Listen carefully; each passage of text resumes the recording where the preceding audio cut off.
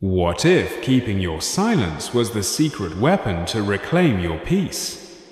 In a world addicted to noise and validation, what if privacy became your true source of power? Maybe your most profound transformations happen when no one is watching, and that's exactly the point. Please listen to the next great content. Stop telling people everything about your life. Vertical bar. 15 Stoic lessons for inner peace. Have you ever wondered how much peace you're losing just by talking too much? Every word you say shapes how others see you, but more importantly, it shapes how you see yourself. And in a world that rewards overexposure, where people share every detail of their lives for likes, attention, or validation, there's a quiet rebellion in keeping things to yourself. Not everything needs to be explained. Not every emotion needs to be announced. Not every goal needs to be declared. You are allowed to grow in silence, to suffer without turning it into a performance, to transform without narrating every step of the process. Because the more you talk, the more you dilute your power, and the more you chase external validation, the further you drift from your center. This episode is a wake-up call, a return to your inner stillness, a reminder that your words and your silence both carry energy. One can build your peace, the other can slowly tear it apart. So, if you're tired of being misunderstood, if you're exhausted from oversharing, over-explaining and over-justifying, maybe it's time to take a step back, not to disconnect from the world, but to reconnect with yourself. Let's dive into 15 Stoic lessons that will teach you when to speak, when to stay silent, and how to reclaim your power, one unspoken truth at a time. 1. Keep some things to yourself.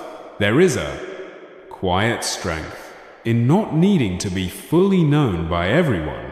In an age where oversharing is normalized, where we're encouraged to post, publish, and narrate every step of our journey, choosing privacy feels almost rebellious, but it's a rebellion worth embracing.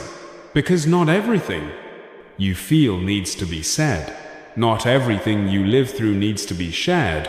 Some parts of your life are sacred, some wounds are still healing, and some truths gain power only when protected. The Stoics understood this. They believed in measured speech, not because they feared connection, but because they valued control. Epictetus said, "Silence is safer than speech," not because silence hides who you are, but because it honors who you are becoming. When you keep certain things to yourself, your struggles, your plans, your inner work, you create space to heal, to reflect, and to grow without interference. Think about how easily peace is disturbed when too many people know too much.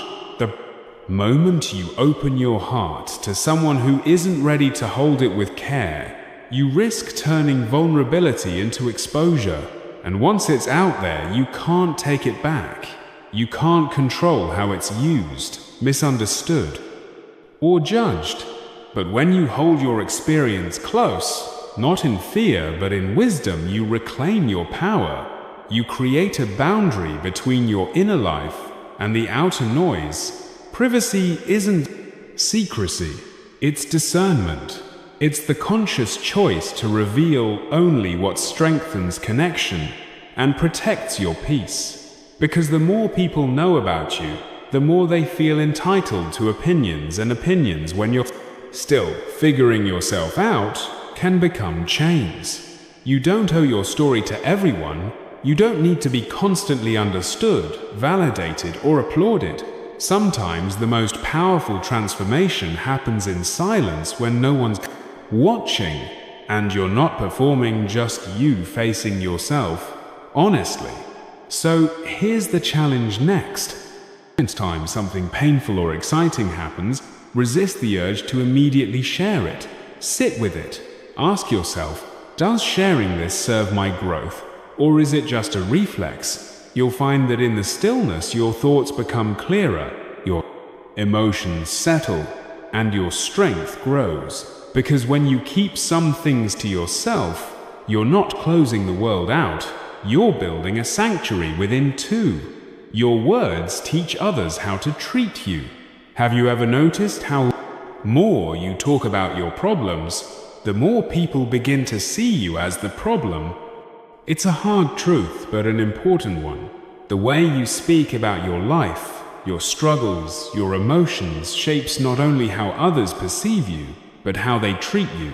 Your words become a mirror if all you reflect is pain, frustration, and self-doubt. People will start relating to you through that lens. Even if you are so much more than what you're going through, the Stoics were masters of.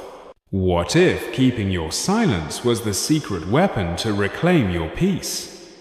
In a world addicted to noise and validation, what if privacy became your true source of power? Maybe your most profound transformations happen when no one is watching, and that's exactly the point. Please listen to the next great content. Stop telling people everything about your life. Vertical bar. 15 Stoic lessons for inner peace. Have you ever wondered how much peace you're losing just by talking too much? Every word you say shapes how others see you, but more importantly, it shapes how you see yourself. And in a world that rewards overexposure, where people share every detail of their lives for likes, attention, or validation, there's a quiet rebellion in keeping things to yourself. Not everything needs to be explained. Not every emotion needs to be announced. Not every goal needs to be declared. You are allowed to grow in silence, to suffer without turning it into a performance, to transform without narrating every step of the process. Because the more you talk, the more you dilute your power, and the more you chase external validation, the further you drift from your center.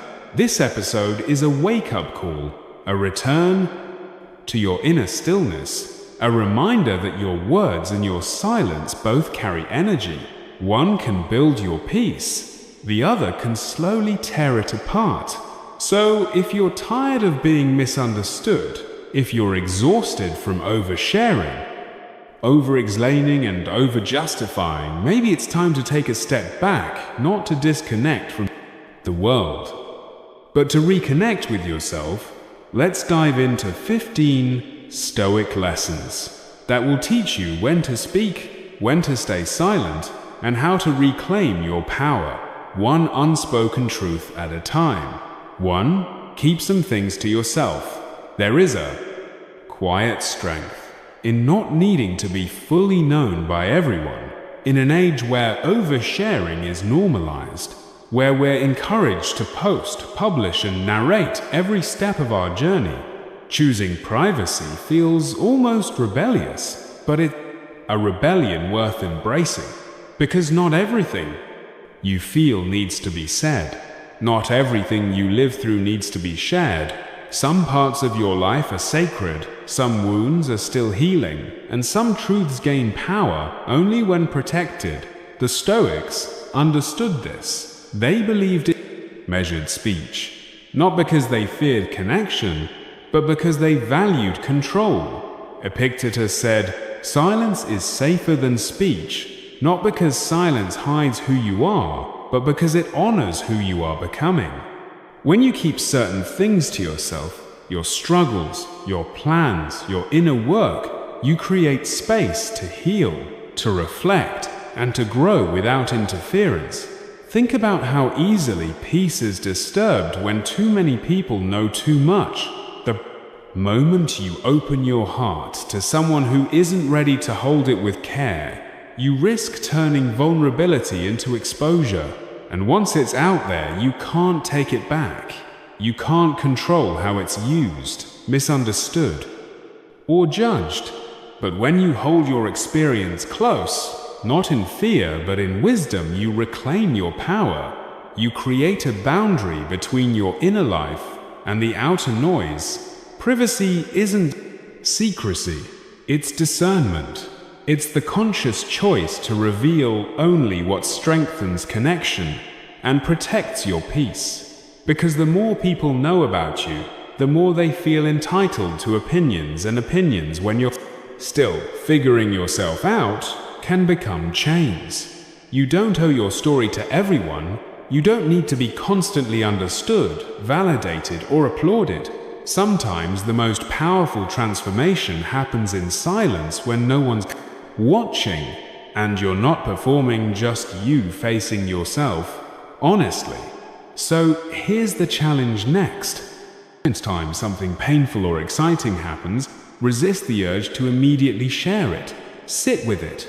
Ask yourself, does sharing this serve my growth, or is it just a reflex? You'll find that in the stillness your thoughts become clearer, your emotions settle, and your strength grows. Because when you keep some things to yourself, you're not closing the world out, you're building a sanctuary within too.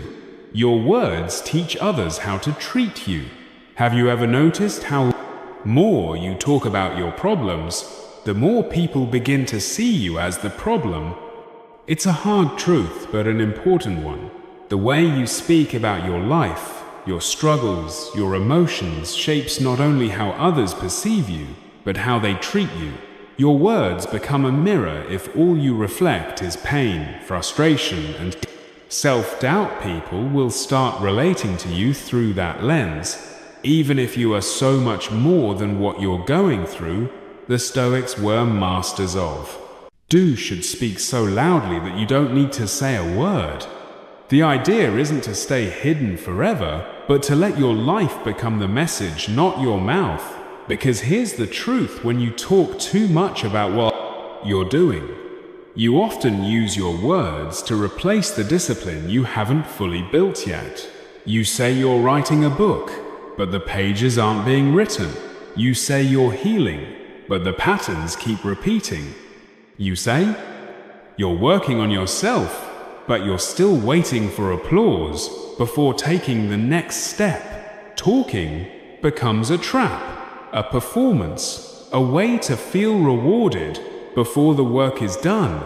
But real power comes when you no longer need the reward, when you move in silence. Not because you're hiding, but because you're focused, grounded, working, and the most beautiful part, results can't be faked. You can say anything you want, but the reality of your life will always reflect your consistency, your effort, and your truth. No caption can override your habits. No post can disguise your energy. Sooner or later, the results speak, and they speak clearly. This isn't about being cold or mysterious. It's about being honest. Do you want to be seen for what you say or respected for what you do? So take the energy you've been putting into explaining yourself and redirect it into building, creating, becoming. Every moment you spend defending your path is a moment you're not walking it. You don't have to prove anything to anyone. Let your growth speak.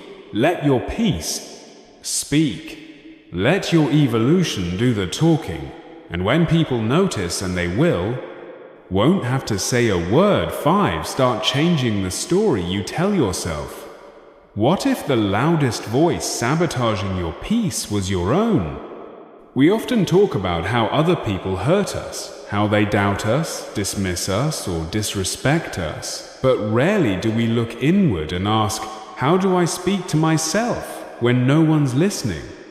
Because the story you tell yourself when you're alone becomes the reality you live in.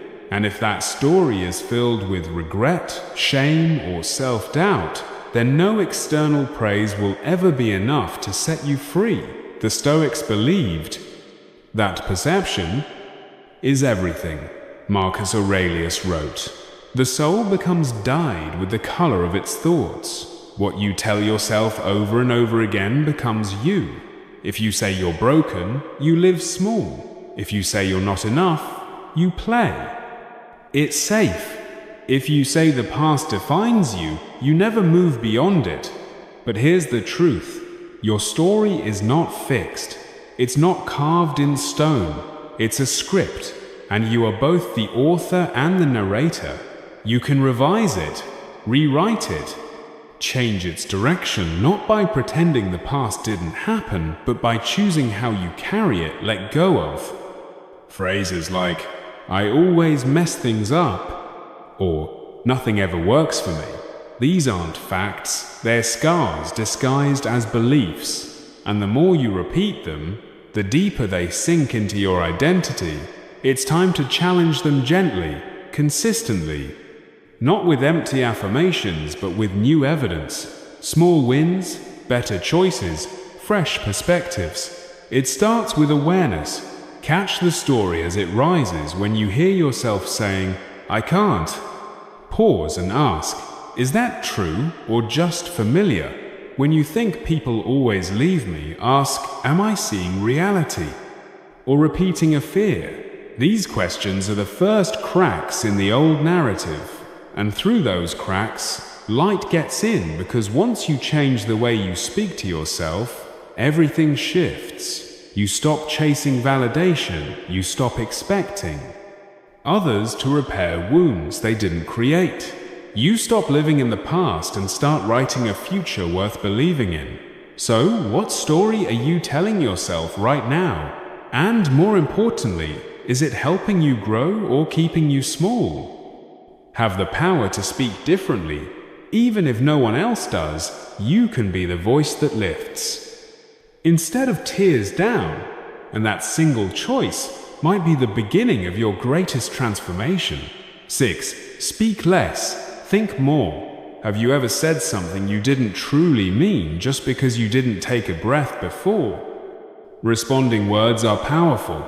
They can build connection or destroy it, heal wounds or deepen them, create peace or set fire to it. And yet most of us speak from impulse, not intention.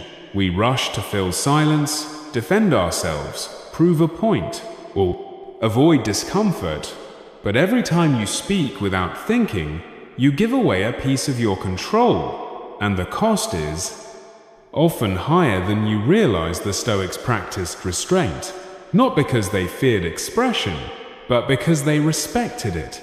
They believed that real wisdom isn't shown in how much you say, but in how clearly and when you choose to say. Epictetus taught, "We have 2 ears and 1 mouth, so that we can listen twice as much as we speak." And there's profound power in that ratio. Speaking less doesn't mean becoming passive, it means becoming deliberate. It means pausing before you react, questioning your motives before you speak and asking, is this true? Is it necessary? Is it kind? If the answer isn't clear, maybe the silence is more honest than the words would be. Because here's what happens when you speak less. Your words gain weight. People listen more closely. You create space for reflection, both for yourself and others. You begin to notice things, tone, body language, subtle shifts in energy that would have been drowned out by constant talking. And, most importantly, you learn to respond instead of react. Think about how often arguments, misunderstandings, or regrets come from saying too much too fast. One careless phrase, one defensive outburst, one sarcastic comment, and the damage is done.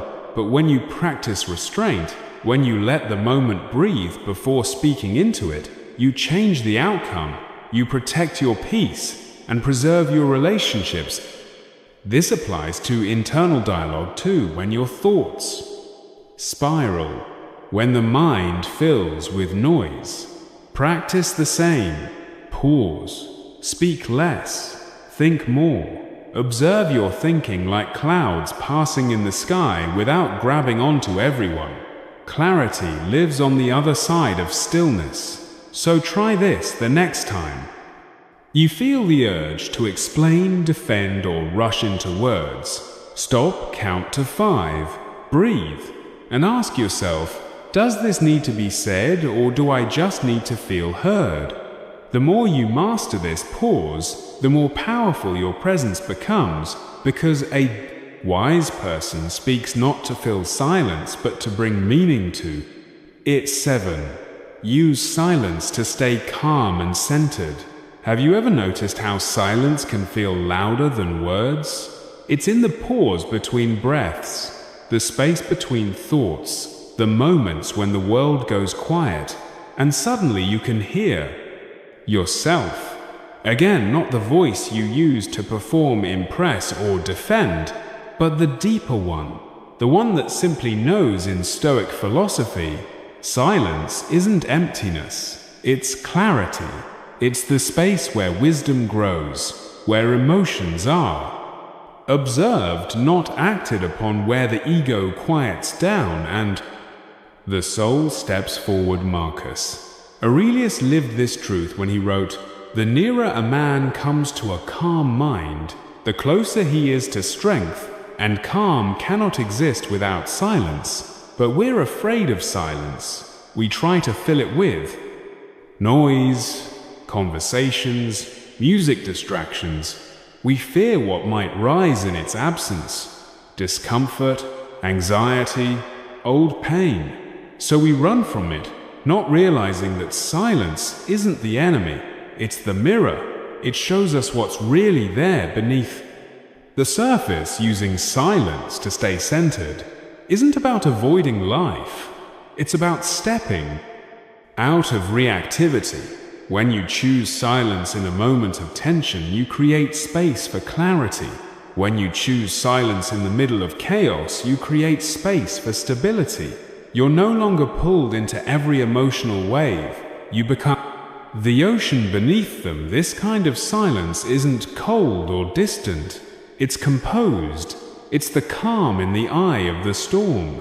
And when others are yelling, reacting, demanding, your stillness becomes a force they can't shake. It unsettles the reactive. It empowers the mindful.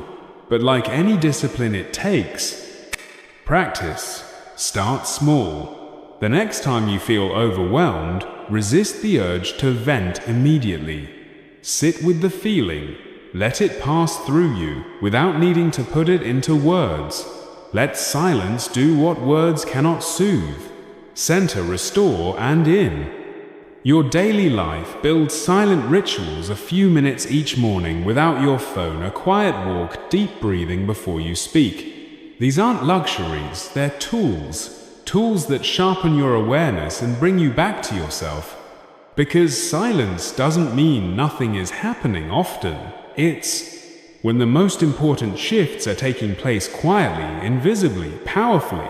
So trust the stillness, protect it, return to it often, because in a noisy world, silence is not weakness, it's a superpower. 8. Protect your deepest fears. What do you trust with your unspoken fears? It's a question that cuts deep, because too often we hand over our most vulnerable truths to people who haven't earned the right to hold them. We open up quickly, hoping to feel understood, only to walk away, feeling exposed, dismissed, or judged. And that sting, it doesn't just wound us, it teaches us to fear intimacy, to mistrust others, and even worse, to mistrust ourselves. But here's the Stoic truth. Your fears are sacred not because they define you, but because they reveal you. They uncover the softest parts of who you are, the wounds, the doubts, stories you carry in silence. And when you share those fears too freely without discernment, you give people access to your most delicate layers they may not know how to handle. Seneca wrote, "No man was ever wise by chance," and wisdom includes knowing the weight of your words, especially the ones spoken in vulnerability. Not everyone deserves your inner world. Not everyone can meet your depth with care. And not everyone will see your fear as something human. Some will see it as weakness, some will use it to control, and some will simply not understand and unintentionally break what you've worked hard to protect. This doesn't mean close yourself off. It means be selective. Share with those who have earned your trust over time, not just those who seems safe in the moment. Build your inner circle slowly and keep your most tender truths in the hands of those who show you they can hold them with respect, not reaction. And perhaps even more importantly, learn to sit with your own fears first. Before rushing to share them, when you process in solitude, you give yourself space to understand the root of what you're feeling. You begin to realize that not all fears need fixing. Some just need presence. Some just need you. Steady, compassionate, patient. Because when you become your own safe space, stop giving that responsibility to others you share because you choose to, not because you need to. And that shift changes everything. So the next time you feel the urge to share your deepest fear, ask yourself, is this person capable of holding this truth with care? Or am I seeking comfort where there is no capacity? Your inner world is not a stage. Treat it like a sacred place because that's exactly what it is. 9. Talking too much about your goals can kill your drive. Have you ever felt proud just from saying what you're going to do before actually doing it? It's more common than you think. You set a goal to change, to build, to become, and your first instinct is to announce it. You tell your friends, your followers, your family, and for a moment it feels good. You feel accomplished, seen, supported. But that feeling, it's a trick, a reward you haven't earned yet. And too often it steals the hunger that was meant to fuel your journey. The Stoics warned against this illusion. Epictetus taught, don't explain your philosophy. Embody it the moment you talk too much about your vision. You risk mistaking words for action. You feel like you've taken a step forward when, in truth, you've just drained momentum. This isn't about hiding your goals, it's about protecting them from unnecessary exposure. Because every time you speak about your ambition, your mind releases dopamine, the same chemical it releases. When you actually achieve something, it feels like progress. But it's not. It's just performance. And the danger is real. The more you talk, the less you need to act, because your brain already thinks you've arrived. Think about the people you admire most, the ones who move quietly, who don't explain, who just show up again and again, building what matters in the dark, until the results become undeniable. Their power comes from restraint, from knowing that real growth is internal, first visible, second. So the next time you set a goal, try something different. Keep it to yourself. Let the early phase be sacred, a private contract between you and your future self. No applause, no validation, just discipline. Let your energy go into execution, not explanation. Let your efforts speak before your voice does, and trust that the results will say more than any announcement ever could, because there's a strength in restraint and choosing not to perform, not because you doubt yourself, but because you're already on the path, and that path doesn't need an audience, it needs action. 10. Be a good listener, not just a talker. When was the last time you listened, truly listened, without waiting to reply? Most conversations today aren't really conversations. They're overlapping monologues, two people talking, but neither fully hearing, each one waiting for their turn, preparing their next point, defending their ego, or trying to impress. And in that noise, the connection, the real human connection, quietly dies. The Stoics understood the value of listening not just as a social skill, but as a form of wisdom. Zeno of Citium, the founder of Stoicism, believed that silence and listening were foundations of a disciplined mind. And Epictetus reminded us, we have 2 ears and 1 mouth for a reason. The message is simple. Listen more than you speak, and you will learn more than you expect. Listening isn't passive, It's an act of presence. It's a moment where you lay down your need to be right, to be seen, or to be heard, and instead you offer space. Space for someone else to unfold, to feel understood, to be met with attention instead of interruption. And here's the paradox. The less you speak, the more others reveal in your stillness. People feel safe. They open up. They speak truths they didn't even know they were holding. And you begin to understand more about people, about life, and even about yourself simply by receiving rather than reacting. But being a good listener doesn't just serve others. Disciplines your own mind. It forces you to slow down, to hold back impulsive reactions, to resist the urge to correct, fix, or control the narrative. In that pause, something powerful happens. Your emotional intelligence sharpens your perspective, widens your patience grows. Listening teaches humility. It reminds you that your voice doesn't always need to lead, that your wisdom doesn't lose value in silence, that sometimes the most intelligent response is no response at all. So in your next conversation, try this.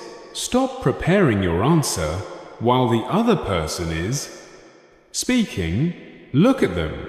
Feel what they're really saying. Let their words land not on your ego but on your awareness, because the world doesn't need more talkers, it needs people who know how to witness, how to hold space, how to hear. Between the lines, and when you become one of them, something beautiful unfolds. You speak less, you understand more, and when you finally do speak, your words carry weight. 11. Think before you speak. How many times have you regretted words that felt right in the moment, but left damage in their wake? It's one of the most human mistakes, speaking from emotion, from impulse, from the need to be heard or to defend ourselves, before we've had a chance to reflect. And once the words are out, they can't be pulled back. You can apologize, you can explain, but the echo of those words lingers in the room. In the relationship in your own mind, the Stoics warned us about this. They understood that speech is an action, and like any action, it carries consequences. Seneca said, "See, speech is the mirror of the mind. What you say reflects how clearly or how chaotically you are thinking. If your mind is stormy, your words will be reckless. But if your mind is calm, your words will reflect that steadiness. Thinking before you speak doesn't mean overthinking. It means pausing. It means recognizing that your words are not just sounds. They're tools. They can build trust, restore peace, set boundaries, or shatter all three. And in high-stress moments, that pause can make the difference between creating connection and creating damage. But here's what makes it hard when emotions are high. Logic feels far away. Anger wants to speak. Pride wants to defend. Fear wants to explain, but none of those voices are grounded. None of them serve your higher self. That's why the Stoics practice self-control in conversation. Not to appear stoic in the modern sense, cold or detached, but to preserve of their peace and protect the integrity of their relationships. So how do you think before you speak? You breathe, you buy yourself time, you feel the urge to react, and then you don't. You wait, even just a few seconds. You ask yourself, what am I trying to accomplish with this response? Is this coming from my values or my wounds? This kind of mindfulness turns speech into a craft. You become deliberate, measured. You realize you don't need to say everything that comes to mind. You don't need to correct every mistake, argue every point, or defend every emotion. Your silence isn't submission, it's strength. Your restraint isn't weakness, it's wisdom. And over time, people begin to notice they feel safer around you. They listen more carefully. And when you speak, they take your words seriously, because you've shown that you don't speak lightly, that your voice carries intention, not impulse. So the next time you're about to reply, especially when emotions are high, pause, think, and then decide, will these words help or harm? Do they reflect who I am or just how I feel right now? Because when you master your words, you begin to master your life. 12. Stop needing approval from others. Why do we keep handing our peace to people who don't even know who we are from a young age? We're conditioned to seek approval from parents, teachers, peers, strangers we're taught to value, praise to fear, rejection to adjust who we are based on how others respond. And little by little, we begin to build our identity, not from within, but from the outside in. But here's the cost. When your sense of worth depends on approval, you become a prisoner to other people's opinions. Your peace becomes fragile. Your confidence starts to fluctuate. You lose the most important relationship you'll ever have, the one you have with yourself. The Stoics warned us about this trap. Marcus Aurelius wrote, "It never ceases to amaze me we all love ourselves more than other people, but care more about their opinion than our own. That paradox is the root of so much inner conflict. We long to feel free, but we keep asking others for permission. And the truth is, no amount of external approval will ever satisfy an internal void. Even when people praise you, it's temporary. The high fades. You start needing the next compliment, the next, like the next nod of validation. It becomes an addiction, subtle but exhausting. So, how do you stop needing approval? You begin by noticing the craving, that moment when you hesitate to post something, because you're afraid it won't be liked, when you silence your opinion to avoid judgment, when you say yes, just to be accepted. These are the moments where your power leaks, where you trade your truth for comfort. The Stoic solution isn't to stop caring entirely, it's to care correctly. It's to place your highest value not on what others think, but on how aligned your actions are with your principles. It's to measure your self-worth, not by applause, but by integrity. Because here's the liberating truth. You don't need to be understood to be worthy. You don't need to be liked to be enough. The people who truly see you, who matter, will not require you to shrink, to shift, or to perform. They will honor your presence as you are. So ask yourself, whose voice matters most in my life? And why have I placed their opinion above my own inner knowing? Then begin the shift gently, consistently, back to your own center. Speak because you have something real to say, not because you want to be approved. Act because it feels right, not because you want to impress. Be who you are, even if it means being misunderstood, because the moment you stop needing approval, you start living in alignment. 13. Be careful who you share your plans with. Have you ever shared a dream with someone only to walk away feeling smaller? It's a subtle kind of betrayal, not always intentional, but just as damaging. You open your heart, reveal your vision, speak your hopes out loud, and instead of encouragement, you're met with doubt, mockery, or subtle indifference. It stings, and that sting doesn't just affect how you feel, it affects what you do. Suddenly, you question the idea, you hesitate, you stall, not because it wasn't worth pursuing, but because you gave it to someone who couldn't see what you saw. The Stoics were deeply aware of how easily external influence can disrupt internal clarity. Epictetus warned, if you want to improve, be content to be thought foolish and stupid. Not everyone will understand your plans. Not everyone is supposed to. But if you're not careful about who you share them with, you may lose the courage to act before you even begin. Dreams are delicate in their early stages. Before they take form, they live in the imagination, a place easily shaken by criticism. And when you speak them too soon to the wrong people, you expose that fragile energy to forces that can distort, discourage, or even destroy it. So the wisdom is simple. Protect your plans like seeds. Don't dig them up too early to show the world. Let them take root in silence. Nourish them with action. Water them with discipline. And when they grow strong enough to stand on their own, then they'll be ready to be seen. This isn't about secrecy, it's about discernment. Not every listener is a supporter. Some people project their fears onto you. Others feel threatened by your growth, and many without meaning to will dilute your vision simply because they lack vision themselves. So ask yourself, does this person truly want to see me win?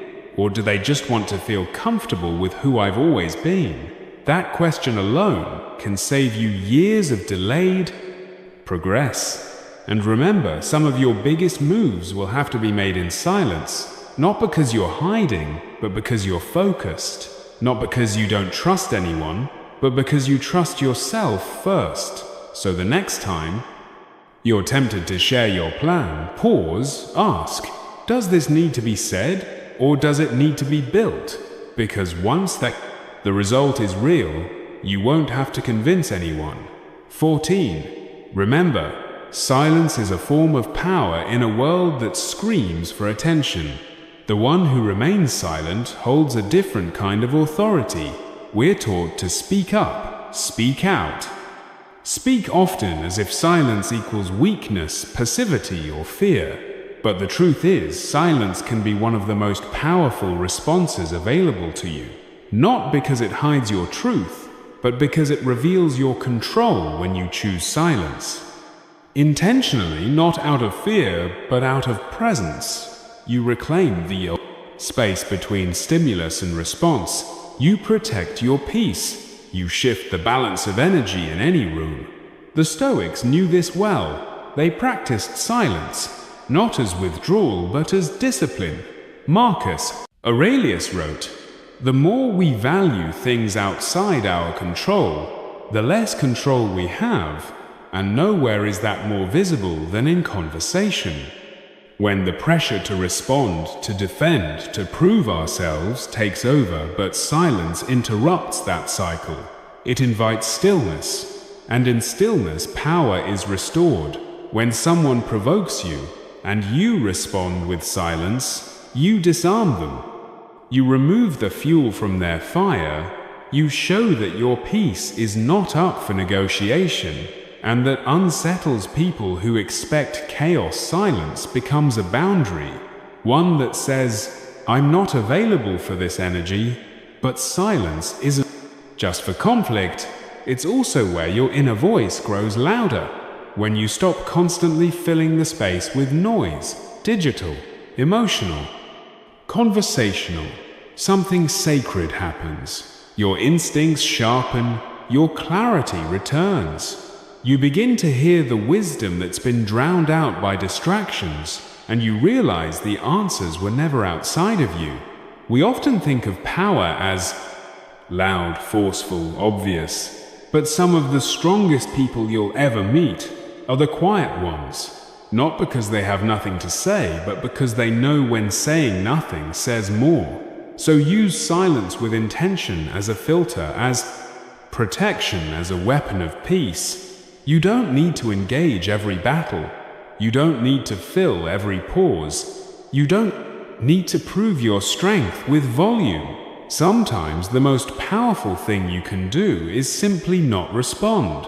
Because silence isn't empty, it's focused, and that focus, that's where your power lives. 15. Change your inner dialogue, change your life. What if the way you speak to yourself is the reason you're still stuck? We often look outside for change, new routines, new habits, new opportunities, but the most transformative shift doesn't begin out there. It starts in here, in the language you use inside your own mind, because your inner dialogue becomes the script for your entire life. And if that script is filled with doubt, criticism, fear, or shame, no amount of external success will ever bring peace. The Stoics knew that mastery begins within. Marcus Aurelius constantly wrote to himself not because he was lost, but because he understood the power of internal language. Very little is needed to make a happy life. It is all within yourself. That within includes the way you narrate your experiences, your challenges, your worth.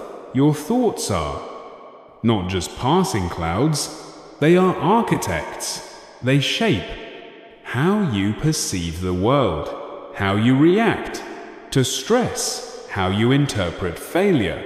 And the most dangerous part, you get used to them.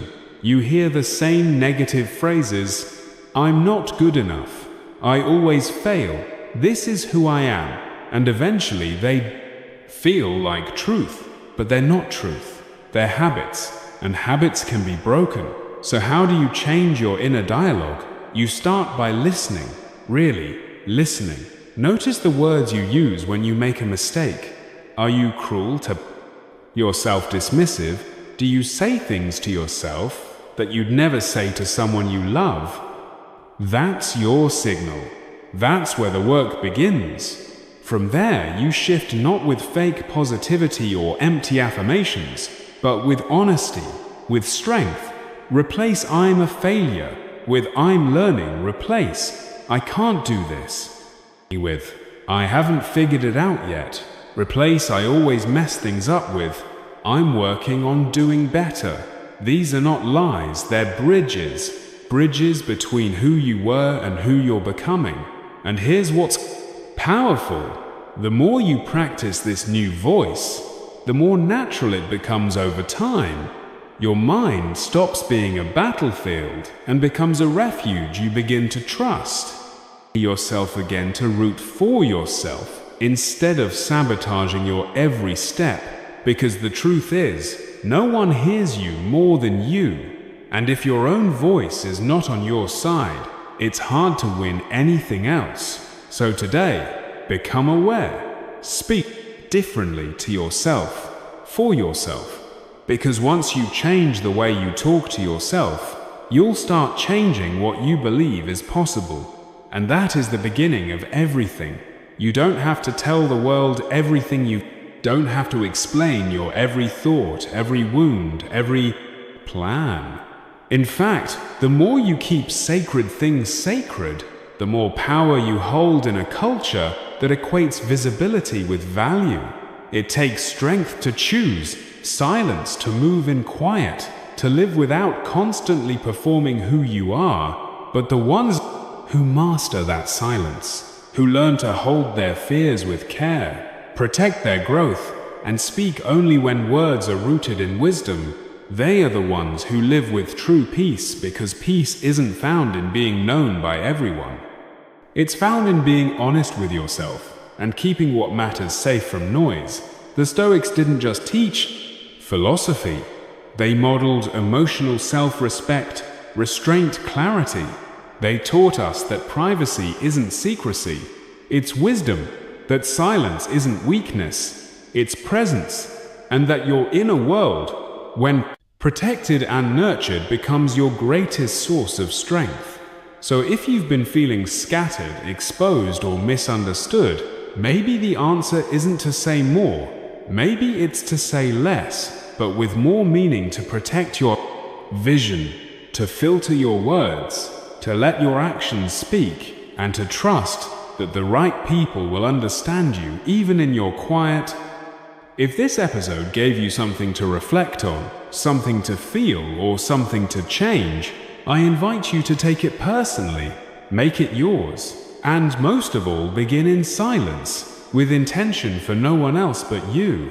And if you're on this path, with me searching for depth, truth, and a quieter kind of power, subscribe, share this with someone who needs it, and let's keep walking this road together. The world may be loud, but your clarity doesn't have to be. Here's the truth. You don't need to broadcast every move to validate your progress. Let the silence shape you. Let the solitude sharpen you. In a society that wants you to be seen, there's nothing more revolutionary than choosing to evolve unseen. Because your greatest peace won't come from being heard, it will come from truly hearing yourself. And that only happens when you stop talking and start listening to your own soul. Thank you for staying until the end of this video. That means you're not just watching, you're ready to transform. If today's message spoke to you, let it be the first step. Because the journey to self-mastery doesn't stop here. 2. Keep watching the next videos. Each one is a building block for your strength, success, and deep inner peace. Don't stop. Don't slow down. Thank you for choosing to invest in your mind now. Go even deeper, climb even higher, and rise even stronger. Hit subscribe, turn on the bell, and I'll see you in the next video. You deserve to become the best version of yourself. Let me know if you want a shorter version or one tailored to your YouTube channel style.